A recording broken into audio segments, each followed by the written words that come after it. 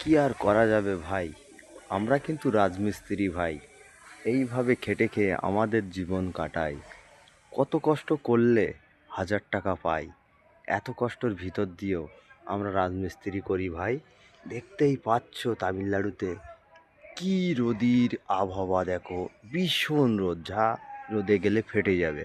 আর তাই থেকে দেখতেই পাচ্ছ, দেখো তোমাদের দেখাচ্ছি এই রোদের তেজ, তোমরা দেখো এই রোদে এই বালি ভরতে এসেছি, বালি ভরে নিয়ে ওই এখান থেকে যেতে হবে, গিয়ে ওই দেখো তিনতলা তৈরি হচ্ছে, ওই তিনতলায় কিন্তু বালিগুলো আমাদের নিয়ে যেতে হবে। আর ওখান থেকে সিঁড়ি বয়ে নামতে হবে, আবার সিঁড়ি বয়ে উঠতে হবে। এটাই হচ্ছে কষ্টকর।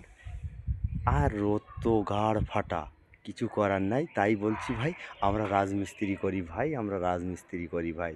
জীবনের কোনো মূল্য নাই, এত কিছু করেও কিন্তু বাড়িতে গিয়ে নাম নাই। আমরা রাজমিস্ত্রি ভাই।